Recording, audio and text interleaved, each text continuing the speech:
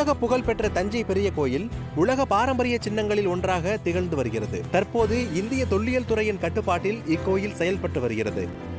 தொல்லியல் துறையின் கட்டுப்பாட்டிற்கு வந்த பிறகு இந்த கோயிலில் 1957 ஆண்டிலிருந்து 1975 ஆண்டு வரை கோயில் சுற்றுப்பிரகாரத்தில் தரைத்தளம் உள்ளிட்ட சில இடங்களில் பழமை மாறாமல் சீரமைக்கும் பணிகள் அவ்வப்போது மேற்கொள்ளப்பட்டன. கடைசியாக கடந்த 2018 ஆண்டு கோயில் வளாகத்தின் தெற்கு பகுதியில் சீரற்ற கல்தளம் அகற்றப்பட்டு சுண்ணாம்பு கலவை மூலம் சீரான முறையில் புதிய கல்தளம் அமைக்கப்பட்டது.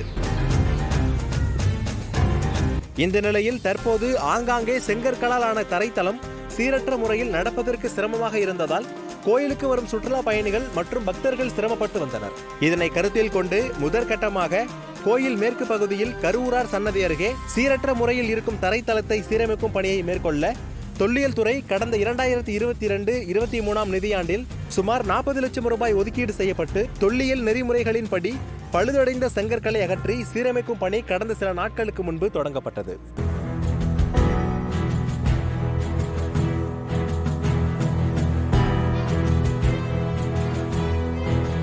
இந்த பணிகளை மாவட்ட ஆட்சியர் தீபக் ஜேக்கப், திருச்சி வட்ட தொல்லியல் கண்காணிப்பாளர் அனில்குமார், இந்து சமய அறநிலையத்துறை உதவி ஆணையர் கவிதா மற்றும் மாநகராட்சி ஆணையர் மகேஸ்வரி ஆகியோர் பார்வையிட்டனர். மேலும் தற்போது ஆரம்பிக்கப்பட்ட பகுதி வரும் மகா சிவராத்திரிக்குள் நிறைவடையும் என எதிர்பார்க்கப்படுகிறது.